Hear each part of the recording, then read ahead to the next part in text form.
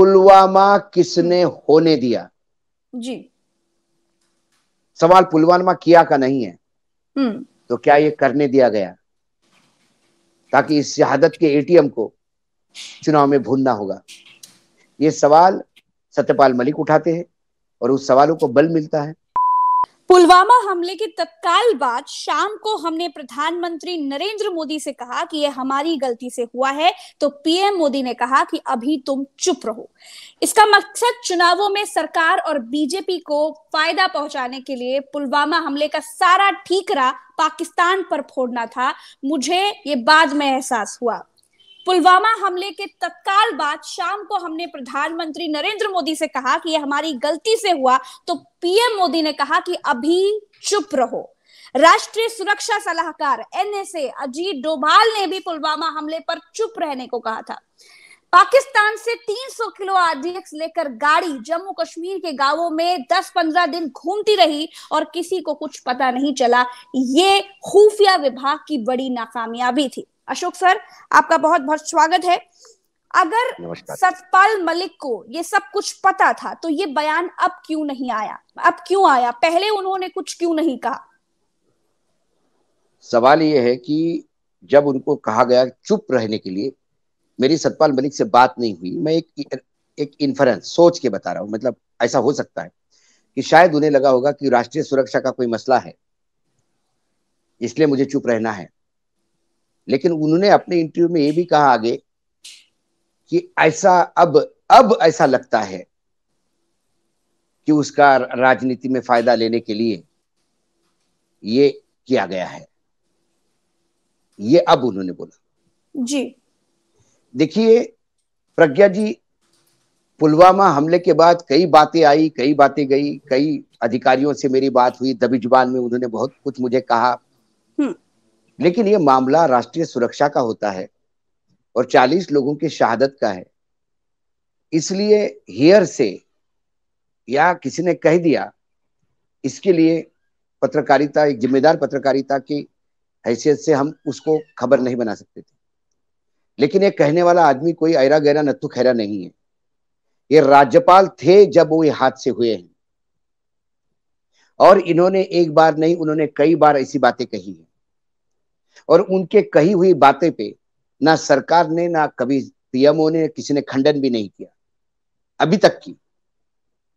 तो ये पूरा ट्रेंड ये बताता है कि फिर सत्यपाल मलिक के कथन पे सवाल उठाने का या अविश्वसनीयता दिखाने का जगह नहीं दिखती। जब किसान आंदोलन तेज हुआ, 3 किसान कानून जबरदस्ती लागू कराए गए, 700 किसान शहीद हुए, इस बात का जिक्र जब उन्होंने किया आदरणीय प्रधानमंत्री नरेंद्र मोदी जी के सामने, तो मोदी जी ने ये कहा वो मेरे लिए मरे हैं क्या? बहुत बड़ी बात होती है। 700 किसान मर जाना और देश का मुखिया ये कहे कि मेरे लिए नहीं मरे, तो फिर आपके लिए मरने वाले कौन हैं? या गोधरा में मरने वाले लोग या सिख दंगों में मरने वाले लोग आपके लिए मरे थे क्या? या ये जो अतीक कल मारा है ये आपके लिए मरा है क्या? मेरे लिए और आपके लिए क्या होता है? इस देश में यदि सड़क दुर्घटना भी कोई लोग मरते हैं तो भी ट्वीट करके हम दुख जताते हैं, उनके परिवार को संवेदना व्यतीत करते हैं और उनको कुछ मदद भेजते हैं। तो वो क्या प्रधानमंत्री के लिए मरते हैं क्या? लेकिन उसके उस कथन के बाद मीडिया में हंगामा हुआ। मतलब सोशल मीडिया में, गोदी मीडिया तो चुप रहा, जैसा अभी भी चुप है। और उसके बाद प्रधानमंत्री की तरफ से, पार्टी की तरफ से, प्रधानमंत्री कार्यालय की तरफ से, कृषि मंत्रालय की तरफ से कोई स्टेटमेंट नहीं आया। और कुछ दिनों के बाद वो चीज शांत हो गई, क्योंकि वो जानते थे इस बात को नकारना मतलब आग में घी डालना।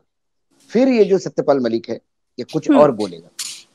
सत्यपाल मलिक लगातार गवर्नर होते हुए, राज्यपाल होते हुए बोलते गए, उन्हें एक जगह से दूसरी जगह शंट करते रहे, जम्मू कश्मीर, गोवा, नॉर्थ ईस्ट के एक छोटे राज्य में। लेकिन उन्होंने भी अपना कार्यकाल पूरा किया और बोलना जारी रखा।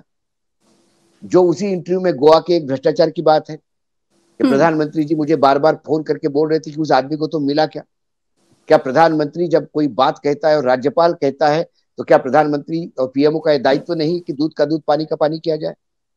अब हम उस शहादत पे आते हैं। सवाल पाकिस्तान के आरडीएक्स आने का नहीं है जी। सवाल है 15 दिन तक आरडीएक्स कैसा घूमता रहा। जी। हमारे डोवाल साहब जो जेम्स बॉन्ड के रूप में हम उनको पूजा करते हैं, मैं तो मानता हूँ जो आदमी सतपाल मलिक पाकिस्तान का के कहना है आर्मी, कि अजीत डोभाल जी ने भी चुप रहने को कहा। हाँ बस मैं उन्हीं पे आ रहा था। डोभाल तो उनके क्लासमेट है, एक अलग रिश्ता है, सिर्फ गवर्नर और एक सुरक्षा सलाहकार का रिश्ता नहीं था। उनने भी कहा कि तुम चुप रहो अभी, तो हो सकता है राष्ट्रीय सुरक्षा के हितों को देखते हुए वो चुप रहे। लेकिन बाद में उस पुलवामा को जैसा चुनाव में भुनाया गया तो फिर उनको लगा कि ये सारी चीजें होती रही, इसमें मामला गड़बड़ा कहा गया। पाकिस्तान से आरडीएक्स आया नहीं आया ये बात तो वो नहीं कह रहे, वो इस बात पे भी कह रहे हैं कि पाकिस्तान का आरडीएक्स 15 दिन तक गांव गांव कैसा घूमता रहा, और 300 किलो आरडीएक्स कोई ऐसा 10 ग्राम की चरस तो नहीं है किसी के पॉकेट में घूम रही होगी। हमारे यहाँ पे डोवाल साहब इतने इंटेलिजेंट है कि वो आर्मी के वो टेररिस्ट के कैंप कहाँ है अंदर तक पाकिस्तान में वो जानकारी रखते हैं। 300 किलो आरडीएक्स घूम रहा था, उनके नॉलेज पे नहीं था। दूसरी बात जो सबसे अहम है, उस आरडीएक्स से भी अहम है, बहुत महत्वपूर्ण बात है, और उसके लिए जवाबदेही सरकार की बनती है। इतना बड़ा मूवमेंट इतने लंबे समय, इतने लंबे रास्ते पे, जम्मू कश्मीर जैसे सेंसिटिव जगह पे नहीं रोड से जाता। उन्होंने विमान मांगे थे, राज्यपाल का कहना है, सत्यपाल मलिक का कहना है कि 5 विमान मैक्सिमम लगते, मुझे कहते तो मैं ही मुहैया करवा देता। आर्मी के कई, क्योंकि मैं सैनिक स्कूल से हूँ, 17 में पढ़ा हूँ, एनडीए में मेरा सिलेक्शन हो गया था किसी मेडिकल कारण से, नहीं तो मैं आज पत्रकारिता के बजाय फौज में होता। आज मेरे बैचमेट्स ब्रिगेडियर होके रिटायर हो रहे हैं, और मेरे एक बैचमेट मेरे जो हृदय साहनी है वो मेजर जनरल बना है। तो जब मेरी कई लोगों से बात होती है, और पत्रकारिता में है तो काफी अधिकारियों से भी बात होती है, कई बार जाना आना जाना होता है डिफेंस के प्रोग्राम में जी। तो ऐसे कई बार हुआ है कि जेट एयरवेज और इंडियन एयरवेज के प्लेन किराए पे भी लिए गए हैं ऐसे मूवमेंट के लिए। लेकिन गृह मंत्रालय को ये मैसेज जाता है और गृह मंत्रालय इसको टर्न डाउन करता है। क्यों, क्या कारण है? गृह मंत्री तब राजनाथ सिंह थे। राजनाथ सिंह स्पष्ट वक्ता है और जाने जाते हैं। मैं थोड़ा राजनाथ सिंह के परिप्रेक्ष्य में आ जाता हूं। यदि उस समय की राजनीतिक परिस्थितियां देखिए, बीजेपी अंदरूनी स्ट्रगल आप देखेंगे, झगड़े देखेंगे, तो राजनाथ सिंह गृह मंत्री होते हुए भी हाशिए पे थे। बहुत बाहर बाहर चर्चा थी कि राजनाथ के बेटे पंकज को बुला के डांटा गया वगैरह वगैरह। सत्य क्या है किसी को पता नहीं, लेकिन राजनाथ सिंह और नरेंद्र मोदी में वो एक कुछ ना कुछ गैप तो था। ऐसे में यदि राजनाथ सिंह के हाथ से इतनी बड़ी भूल होती तो उनका मंत्री पद भी जाता, उनको घर बिठाया जाता, पॉलिटिकल करियर खत्म होता। तो क्या हवाई जहाज मुहैया नहीं करवाने में पीएमओ का हाथ था? क्या हवाई जहाज नहीं मुहैया करवाने में डोवाल साहब का हाथ था? इसका कारण क्या था?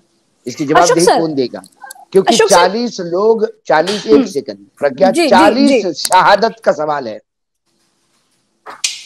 मुझे दया आती है और मुझे कई बार कोफ्त होता है कि हमारे प्रधानमंत्री जब ऐसी बात करते हैं कि चाइना ने हमारे 28 मारे तो हमने उनके 45 मारे। ये क्रिकेट का स्कोर नहीं है,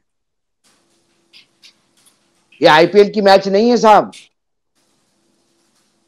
चाइना के 500 भी मरे तो मुझे शिकन नहीं आती, लेकिन मेरे देश में एक भी तिरंगे में लपेट के लाश आती है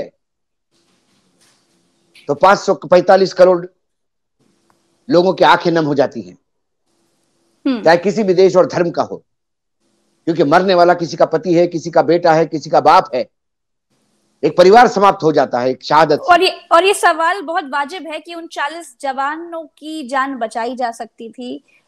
ये आरोप लगाते हैं गवर्नर साहब, सरकार चुप है, पार्टी चुप है। अरे जो आदमी राहुल गांधी पे एक सवाल उठाता है उसका जवाब मांगते हो रविशंकर प्रसाद। देश की 40 शहीदों की बात है, इसका जवाब कौन देगा? सत्यपाल मलिक का ये जब कथन, संवैधानिक तौर पर क्या प्रधानमंत्री किसी राज्य के राज्यपाल को ऐसे चुप रहने के आदेश दे सकते हैं क्या? क्योंकि राज्यपाल को तो राष्ट्रपति ही आदेश दे सकते हैं, उनको ही अधिकार है। राष्ट्रपति आदेश दे सकता है, राष्ट्रपति आदेश दे सकते हैं, राज्यपाल गृह मंत्रालय से कंट्रोल होते हैं। जनरली वो गृह मंत्रालय को रिपोर्ट भेजते हैं। लेकिन हमारे यहाँ ये पता है कि संविधान में तो राष्ट्रपति सर्वोपरि है, लेकिन फिर राष्ट्रपति भी प्रधानमंत्री के कैबिनेट की अनुशंसा पे ही उनको चलना पड़ता है। तो कुल मिला के जो पावर है, ताकत जो है सत्ता की, वो प्रधानमंत्री के हाथ में होती है। जब प्रधानमंत्री के हाथ में सत्ता की ताकत होती है तो जिले का कलेक्टर को भी जब प्रधानमंत्री का फोन जाता है तो वो ये नहीं कहेगा कि साहब मैं तो चीफ सेक्रेटरी से मैसेज लूंगा, आप कौन, मैं नहीं जानता आपको।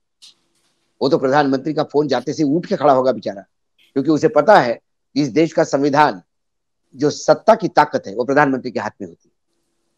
तो ऐसे कई है। 300 करोड़ का जो ऑफर आया था अनिल अंबानी के 2 कंपनियों को, एक हाइडल प्रोजेक्ट और बीमा कंपनियों को फाइलें क्लियर करने के लिए, उन्होंने कहा कि मैं नहीं करूंगा, मैंने नहीं की। उन्होंने राम माधव का नाम लिया, इस पे संघ चुप है। राम माधव ने कहा कि मैं अभी वो करने वाला हूँ, मतलब केस डालने वाला हूँ कोर्ट में आप केस बिल्कुल डालिए, ये भी केस लड़ने के लिए तैयार है। सवाल पुराना आरोप फिर दोहराया है सतपाल मलिक, दोहराया गया है, और ये आरोप पुराना आरोप दोहराया है, इस बार नाम लेके दोहराया है। बिल्कुल सत्यपाल मलिक ने स्थिति बताई है। 370 और 35 ये जम्मू कश्मीर से संबंधित धाराएं थी। यदि जम्मू कश्मीर, मुझे समझ में नहीं आता, जब मैं पीडीपी के साथ आपने सत्ता क्यों शेयर की, ये जब सवाल उठाते हैं तब वो कहते हैं कि जम्मू कश्मीर समझने के लिए हम उनके साथ सत्ता में गए, हमको सरकार में रहना जरूरी था।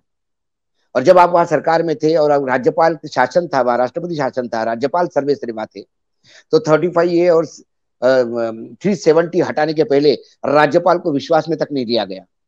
राज्यपाल को कुछ घंटे, चंद घंटे पहले एक मैसेज, फोन जाता है कि एक लेटर आपके पास आएगा, साइन करके भेज दीजिएगा। और वो लेटर राष्ट्रपति के, राज्यपाल की तरफ से अनुमोदन होता है 370 हटाने के लिए और 35A हटाने के लिए।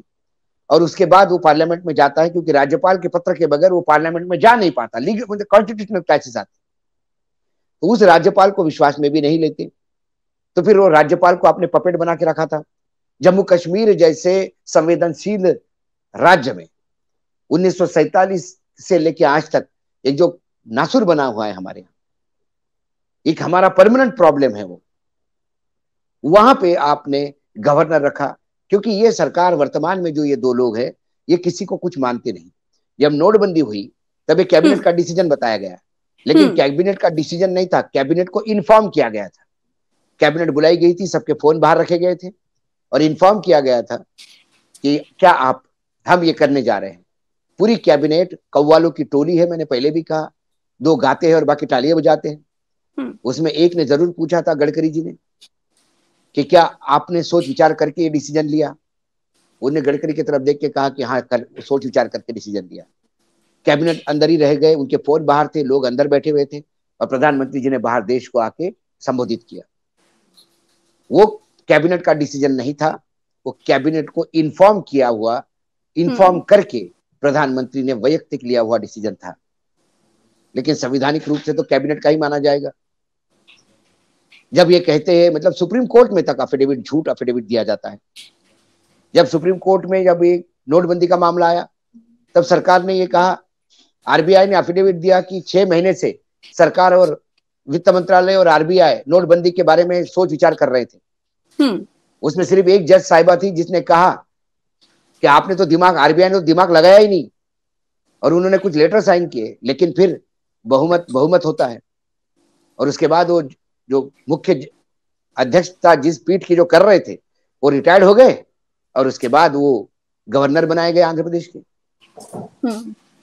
और उसमें जब आरबीआई ने ये कहा कि 6 महीने से हम इसकी बातचीत कर रहे थे, तो प्रज्ञा जी, आरबीआई जब कोई डिसीजन लेता है तो बोर्ड ऑफ गवर्नर्स की मीटिंग में डिस्कस होता है। बोर्ड ऑफ गवर्नर्स की मीटिंग में बगैर डिस्कस किए कोई डिसीजन नहीं होते। नोटबंदी ये देश में बहुत बड़ा डिसीजन था। इंडियन एक्सप्रेस ने एक आरटीआई डाल के पिछले 6 महीने की मीटिंग का ब्यौरा मंगवाया, मई महीने से लेकर नवंबर तक। उस पूरे मीटिंगों में नोटबंदी का कहीं जिक्र नहीं है। तो फिर ये चर्चा कौन कर रहा था? क्या आरबीआई का एक प्यून और बाहर खड़ा हुआ सिक्योरिटी गार्ड, वित्त मंत्रालय के प्यून और सिक्योरिटी गार्ड से चर्चा कर रहे थे नोटबंदी की, जो रिकॉर्ड पे कहीं नहीं है? इतना बड़ा डिसीजन बोर्ड ऑफ गवर्नर्स को पता ही नहीं है। और आखिरी दिन जब नोटबंदी की घोषणा की, उसके चंद 2 घंटे पहले आरबीआई की एक मीटिंग होती है गवर्नर, बोर्ड ऑफ गवर्नर्स की, और उसमें बोला जाता है कि नोटबंदी कर रहे हैं। तो फिर 6 महीने का डिस्कशन कहां हुआ? ऐसे असंख्य इस सरकार की क्रिया कर्म है जिससे मुझे सत्यपाल मलिक के कथन को सच मानने के लिए मजबूर करता है। अशोक सर, बीबीसी ने डॉक्यूमेंट्री बनाई, तमाम तरह के छापे, तमाम तरह की मुसीबतों का सामना बीबीसी ने उठाया। राहुल गांधी ने नरेंद्र मोदी और अडानी के रिश्तों पर सवाल उठाए। क्या हाल हुआ पूरा देश जानता है, सबको पता है। अब सतपाल मलिक नरेंद्र मोदी पर, प्रधानमंत्री पर इतने बड़े बड़े आरोप लगा रहे हैं। भाई मुझे तो सतपाल मलिक जी की बड़ी चिंता हो रही है अशोक सर। देखिए प्रज्ञा जी, कई बार आपको भी मैसेज आते होंगे मैसेज बॉक्स में कि लोग आपकी चिंता करते हैं, लोग हमारी भी चिंता करते हैं, लेकिन जीवन में यदि डर के हम कोई काम करें तो कभी नहीं कर सकते जी। श्री कृष्ण की गीता चाहे बाकी को समझे ना समझे, हमको इतनी समझ में आ गई कि डर नहीं होना चाहिए जब सत्य की लड़ाई लड़नी है। तो उन्होंने अर्जुन के मन से वही डर निकाल दिया था कि सामने कौन भीष्म पितामह बैठे हैं। हमें भी यही देखना है कि सामने कौन है, ये नहीं देखना। हमारी जो पत्रकारिता जो है वो उसके लिए है। मुझे लगता है सत्यपाल मलिक एक नेक और सच्चा इंसान है जो 4 जोड़ी कपड़े लेके इधर से उधर घूमता है। ना कोई बंगले है ना कोई प्रॉपर्टी है, नहीं तो अभी तक नप चुके होते। बिल्कुल बंगले प्रॉपर्टी और कुछ हमारे धंधे होते, मॉल वॉल होते, रियल एस्टेट में होते, लोगों के साथ कुछ मांडवली होती, ट्रांसफर पोस्टिंग का काम कर रहे होते, तो प्रज्ञा जी आप और हमको नपवाने में ये सरकार 2 मिनट लगा देती। प्रश्न वो नहीं है। सत्यपाल मलिक, मुझे थोड़ा सा डर भी लगता है इस बात का उनको लेके, उम्र है। देखिए गडकरी जी पार्टी के अध्यक्ष रहे। सर सतपाल मलिक इकलौते ऐसे राज्यपाल रहे हैं जो 8 साल में 4 बार जिनका ट्रांसफर हुआ है। मैं एक और बता रहा हूं आपको जी। गडकरी पार्टी के अध्यक्ष रहे, यही एक बड़ी जोखिम की पोस्ट उन्होंने की। उसके बाद उनको जेड सिक्योरिटी दी। Gadkari ji road and transport मंत्री है, उसके पहले गंगा के मंत्री थे, एमएसएमई उनके पास थी। ये तीनों मंत्रालय में ऐसा कोई काम उन्होंने नहीं किया कि उनके जीवन को थ्रेट है, लेकिन उनको जेड प्लस सिक्योरिटी दी हुई है। और जिस राज्यपाल के टेन्योर में 370 और 35 ये जैसी बातें हुई है जम्मू कश्मीर में, उसके जीवन को तो ज्यादा बड़ा खतरा है गडकरी जी से। उनको एक गार्ड देके छोड़ रखा है। गृह मंत्रालय कहता है कि हमने हमारे थ्रेट परसेप्शन में उनको थ्रेट नहीं है। थ्रेट परसेप्शन में कंगना रनावत को बहुत थ्रेट थी कि जो वाई कैटेगरी की सुरक्षा दी थी, क्योंकि कंगना रनावत ने नए इतिहास को जन्म दिया था। 2014 से देश आजाद हो गया, तो इतने बड़ी चीज को जिसने जन्म दिया हो उसकी सिक्योरिटी तो करनी पड़ेगी, इसलिए उसको वाई कैटेगरी की सिक्योरिटी दी गई है। लेकिन मुझे लगता है कि सत्य यदि बोलता है आदमी तो उसे कहीं ना कहीं, मैं हिंदू हूं, मैं पूजा करता हूं, मैं धर्म में मानता हूं, तो मैं मेरे भगवान पे भी मेरा विश्वास है कि यदि मैं सच्चाई बोल रहा हूं, मैं ब्लैकमेल की पत्रकारिता नहीं कर रहा हूं, तो फिर भगवान मेरे साथ हैं। मुझे उस पर विश्वास रखने का पूरा अधिकार है। मैं भगवान के दलालों को नहीं मानता जो उनका नाम बेच रहे हैं। इसलिए मुझे डर नहीं है, तो सत्यपाल मलिक को भी डर नहीं है। हाँ, अच्छा, हमें जरूर लगता है, इनकी चिंता जरूर होती है। सतपाल मलिक ने राम माधव पर जो आरोप फिर से दोहराए हैं उसके बारे में मैं थोड़ा बता दूं। उन्होंने कहा कि राम माधव एक दिन सुबह 7 बजे आए और कहा कि एक पनबिजली परियोजना और रिलायंस की एक बीमा योजना को मंजूरी देने के बदले उन्हें 300 करोड़ रुपए का ऑफर मिला था। इस पर मैं चाहती हूँ थोड़ी डिटेल में आप बात करें अशोक सर। देखिए, राज्यपाल को ऑफर दिया जा रहा है 300 करोड़ का। देखिए, राम माधव ये पीडीपी और बीजेपी के सरकार के आर्किटेक्ट थे। पीडीपी की और बीजेपी की सरकार बनाने के लिए उनका अहम रोल था। इसमें कई जगह जो मीटिंग्स हुई है वो मुंबई में हुई है, पीडीपी और बीजेपी की सरकार बनने की। ऐसी भी अखबारों में कई खबरें हैं, चर्चा है, तात्कालीन उस समय पे आती थी, अखबार देखेंगे तो। राम माधव ने एक बिल्कुल जो अशक्य चीज थी उसको शक्य करके दिखाया, मतलब नॉट पॉसिबल, इम्पॉसिबल को पॉसिबल करके दिखाया। और पीडीपी जैसी आतंकवादी समर्थक पार्टी बीजेपी के साथ जाके सरकार बना गई। उसके बाद वहां सरकार बर्खास्त हुई, राष्ट्रपति शासन लागू हुआ, सत्यपाल मलिक राज्यपाल बनाए गए, वही सर्वे सर्वा थे। इसी में अनिल अंबानी की कंपनियां वहां हाइड्रो प्रोजेक्ट और बीमा का काम लेके आते हैं, और वो फाइलें सत्यपाल मलिक क्लियर नहीं करते। इसके लिए राम माधव उनके पास गए। राम माधव ने, सत्यपाल मलिक के आरोप है, राम माधव ने उनको कहा कि साहब यदि ये क्लियर हो जाएंगे तो 300 करोड़, 150 करोड़ पर फाइल के हिसाब से 300 करोड़ का इसमें मार्जिन है आपको देने के लिए। उन्होंने कहा कि मुझे पैसा नहीं चाहिए, मैं 4 जोड़ी लेके कपड़े लेके आया हूं, 4 जोड़ी लेके ही छोड़ूंगा। वैसा ही उन्होंने किया। उन्होंने वहां सीजीएचएस लागू किया और ये बीमा कंपनी की दुकान बंद कर दी, और वो हाइड्रो प्रोजेक्ट भी नहीं किया जी। अनिल अंबानी की सरकार से वर्तमान केंद्र सरकार के नजदीकियां सब जानते हैं। ये वही अनिल अंबानी था जो बैंकक्रप्ट हो चुके थे, सब जगह से दिवालिया घोषित हो रहे थे, जिन्होंने जीवन में एरोप्लेन में बैठने के सिवा उनका प्लेन से कोई लेना देना नहीं था। उस अनिल अंबानी की एक कंपनी को, जिसने कभी डिफेंस में कोई काम नहीं किया, उसको राइफल्स की कंपनी डेफस्टो, जो डेफोटॉल शायद नाम है उसका जी, जो राइफल बनाती है, उस कंपनी ने ऑफसेट कंपनी करके पार्टनरशिप दी। उसके पहले जब कांग्रेस सरकार थी और जब राइफल्स का डील हो रहा था, तब उसमें हिंदुस्तान एरोनॉटिक लिमिटेड, जो एचएएल था भारत का, वो ऑफसेट पार्टनर था। लेकिन फिर ऐसा क्या हुआ कि वो कंपनी को, जर्मन कंपनी को, भारत में विमान बनाने वाली कंपनी नालायक कंपनी लगी, और जिसका ताल्लुक सिर्फ विमान में बैठने से है, ऐसे आदमी के कंपनी के साथ उन्होंने पार्टनरशिप की, ऑफसेट कंपनी की। क्या कारण था? सरकार क्यों चुप रही? सरकार एचएएल को ऑफसेट कंपनी से निकालने के लिए सरकार ने क्यों नहीं ऑब्जेक्शन दिया? आज जस्ट एचएएल पे प्रधानमंत्री इतराते हैं और हम पूरा देश इतराता है कि आज हमारे एचएएल के प्लेन हम विदेश को भी भेज सकते हैं, और हम हथियार और प्लेन भी सप्लाई करेंगे बाहर। वो एचएएल के लिए आज अपने मुंह से स्तुति सुमन जो निकलते हैं, तब वो जर्मनी में क्या हो गया था, क्या साफ सुन गया था सरकार को, जो एचएएल के लिए क्यों नहीं लड़ी सरकार की, हमारे यहाँ आप ऑफसेट कंपनी करेंगे तो एचएएल करेंगे। सरकार ने हाथ ऊपर कर दिए, नहीं वो तो जर्मन कंपनी तय करेगी, उसको हम कैसे बोल सकते हैं? बाकी चीजें बोल सकते हैं, कीमत को लेके बोल सकते हैं, डिलीवरी के लिए बोल सकते हैं। अरे वो कंपनी बैंकक्रप्ट हो रही थी, दिवालिया जा रही थी। भारत ने यदि उनको ऑर्डर नहीं दिया होता तो वो कंपनी बैठ गई थी जी। उस फ्रांस में वो एक रूल है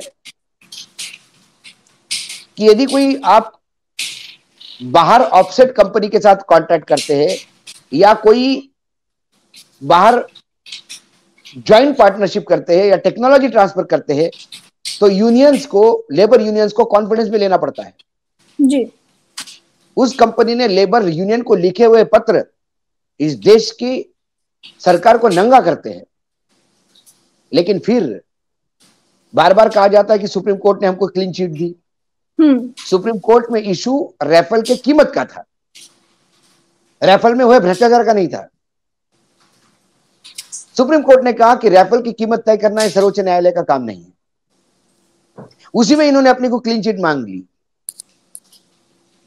उसके बाद राइफल कंपनी में फिर कोई रिश्वत देने की बात हुई है, तो अब मामला सुप्रीम कोर्ट में फिर राइफल का खुला हुआ है, क्लीन चिट किसी को नहीं मिली।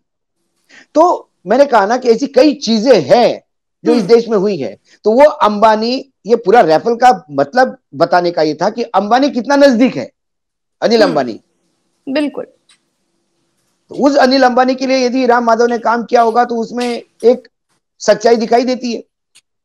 अब ये राम माधव ने उसके खिलाफ कोर्ट में चले गए हैं, अब कोर्ट में डिसीजन तय होगी, वो बता देंगे कि कितने बजे आए थे, क्या आए थे, वो फाइल पे नोटिंग क्या हुई। भाई सत्यपाल मलिक भी कुछ बोलेंगे, शपथ पे वो भी बोलेंगे। अशोक सर, इतने बड़े बड़े आरोप लगाए हैं सतपाल मलिक ने, इनका असर आप क्या देखते हैं कर्नाटका के चुनाव में, 2024 के चुनाव में, लोगों में, जनता में? आप क्या देखते हैं, और लोग क्यों विश्वास करें सतपाल मलिक के इन आरोपों पर? लोग क्यों विश्वास करें? नहीं तो फिर लोग लोग यदि उन पे विश्वास नहीं करे तो फिर लोग गुलाम नबी आजाद के आरोपों पे क्यों विश्वास करें? हिंडनबर्ग पे आरोपों पे क्यों विश्वास करें? राहुल गांधी के आरोपों पे क्यों विश्वास करें? प्रधानमंत्री नरेंद्र मोदी कहते हैं कि 800 साल के बाद 2014 में फिर से एक नई क्रांति आई, उस पर क्यों विश्वास करें? वो कहते हैं कि मेरे आने के बाद ही एम्स शुरू हो गए और मेरे आने के बाद भी क्यों बात करें? फिर बात तो ऐसी होगी क्योंकि बोलने वाला आदमी उस समय सत्ता में था। बोलने वाला आदमी अशोक वानखड़े जैसा पत्रकार या प्रज्ञा जैसा पत्रकार नहीं, कोई इन्वेस्टिगेशन कागज आ गए, कोई ने कागज दिए और शुरू हो गए। बोलने वाला इंसान वो था जिसके सामने ये हुआ है, वो रिस्पॉन्सिबल है उस बम वो 40 लोग जो शहादत हुए, वो सरकार का लॉ एंड ऑर्डर इंटेलिजेंस का फेलियर है। तो उस आदमी ने कहा कि मेरा फेलियर नहीं, गृह मंत्रालय का फेलियर है। राजनाथ सिंह क्यों चुप है मुझे समझ में नहीं आता। आप लखनऊ में बैठी है, वहीं से आते हैं, वो जी सांसद है वहां की और साफ गोई के लिए जाने जाते हैं। सरकार कहती है कि चाइना आया नहीं, चाइना आ जाता है। सरकार जस्टिफाई करती है कि 5 स्लैब जीएसटी के ही जरूरी है। मुझे याद है कि जब जीएसटी लॉन्च हुआ और एक कॉन्वोकेशन में पीयूष गोयल भाषण दे रहे थे, जब सवाल जवाब हुए तो पीयूष गोयल को मैंने बोला 5 स्लैब का जीएसटी कहां होता है? उन्होंने कहा कि आपको क्या लगता है सरकार क्या मूर्ख है क्या? बड़े बड़े अर्थशास्त्री और चार्टर्ड अकाउंटेंट के साथ मिलकर यह तय हुआ है। मैं आज पूछता हूं, आज 5 स्लैब वाला जीएसटी 2 स्लैब पे क्यों आया? सरकार मूर्ख थी क्या? नोटबंदी का भी वैसा ही हुआ।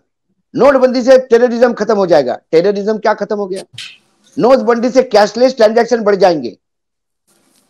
नोटबंदी होने के पहले और 2023 के 22 दिसंबर के जो आंकड़े हैं मेरे पास, वो बताते हैं कि कैश ट्रांजैक्शन बढ़ा है, 7 लाख करोड़ से 13 लाख करोड़ हुआ है। हर जगह नोटबंदी जिसके लिए की गई थी, नकली नोट तादाद बढ़ी है। और नोटबंदी ऐसी होती नहीं जिसको डीमोनेटाइजेशन कहते हैं। प्रज्ञा जी, आप किसी भी कॉमर्स के विद्यार्थियों को पूछो, डीमोनेटाइजेशन का मतलब है, नोटबंदी का मतलब है बड़े नोट सर्कुलेशन से निकालकर छोटे नोटों के भरोसे इकोनॉमी चलाकर बड़े नोटों के सहायता से रखा हुआ काला धन बाहर निकालना, ये नोटबंदी है। छोटे नोट बड़े नोट निकालकर उससे भी बड़ा नोट इंट्रोड्यूस करना, ये नोटबंदी है ही नहीं।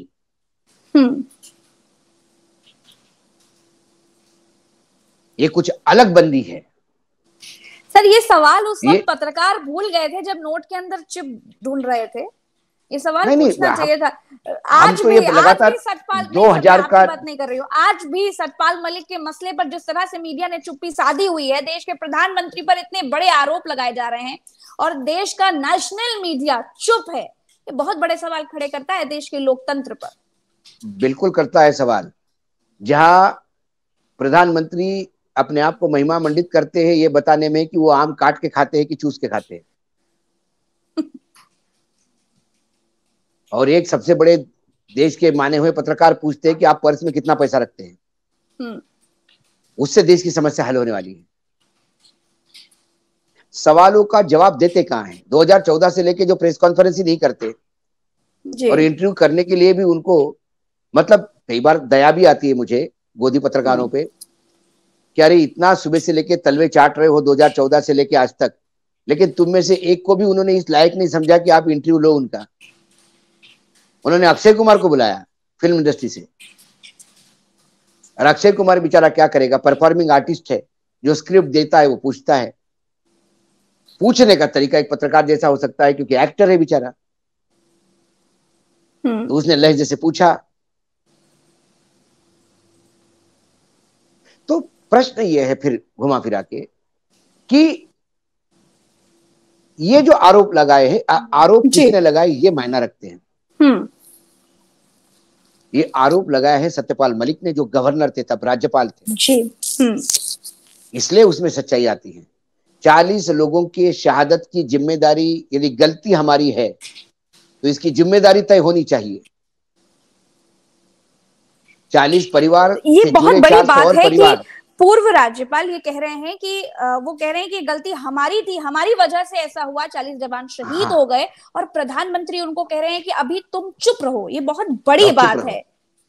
ये बहुत बड़ा तो चुप आरोप क्यों है। कहा गया उनको? चुप क्यों कहा गया? नहीं, मुझे चुप तब क्यों कहा याद गया? है प्रज्ञा जी, कुछ शायद इंडियन एक्सप्रेस, शायद मैं कह रहा हूं, मैं अभी कंफर्म नहीं पता, या हिंदू, किसी ने जी यह खबर जरूर छापी थी कि हवाई जहाज मांगे गए थे जी और दिए नहीं गए।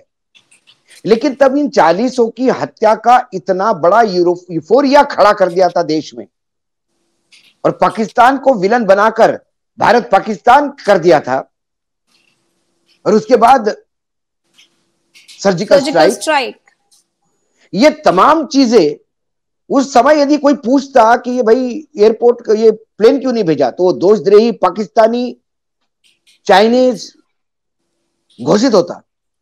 बिल्कुल ठीक बात है। शहादत पे सवाल उठाने वाले, अब शहादत पे सवाल हमने नहीं उठाए, शहादत पे सवाल उस राज्यपाल ने उठाए जब वो राज्यपाल थे तब।